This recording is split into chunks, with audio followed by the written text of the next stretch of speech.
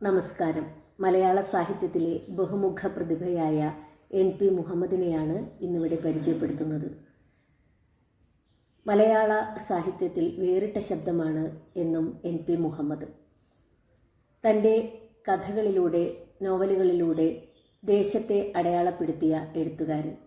ദൈവത്തിൻ്റെ കണ്ണ് എന്ന തൻ്റെ നോവലിൽ പരപ്പനങ്ങാടി എന്ന തൻ്റെ പ്രദേശത്തെ വളരെ ഹൃദ്യമായി അടയാളപ്പെടുത്തുന്നുണ്ട് അദ്ദേഹം.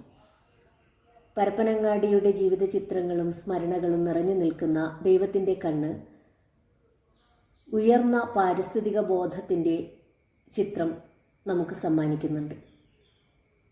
അതോടൊപ്പം തന്നെ എണ്ണപ്പാടം എന്ന അദ്ദേഹത്തിൻ്റെ നോവൽ മുസ്ലിം സമുദായത്തിൻ്റെ ജീവിത ചിത്രത്തെ അനാവരണം ചെയ്യുന്നു. അറബിപ്പൊന്ന് എന്ന അദ്ദേഹത്തിൻ്റെ നോവൽ MTയുമായി ചേർന്നെഴുതിയ വളരെ ശ്രദ്ധേയമായ ഒരു രചനയാണ്. നോവൽ സാഹിത്യത്തിൽ മാത്രമല്ല NP മുഹമ്മദിനെ നമുക്ക് കാണാൻ സാധിക്കുക.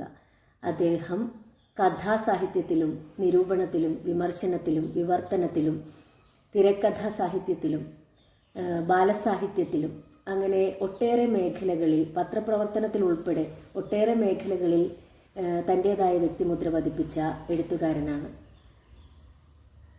ഉദാത്തമായ ഉന്നതമായ ചിന്തകളിലൂടെ തൻ്റെ രചനകളിൽ പാരിസ്ഥിതിക ബോധത്തിൻ്റെ വിത്തുകൾ പാകിയ NP മുഹമ്മദിനെ, അദ്ദേഹത്തിൻ്റെ രചനകളെ വായിക്കണമെന്ന് ഓർമ്മിപ്പിച്ചുകൊണ്ട് നിർത്തുന്നു. നന്ദി.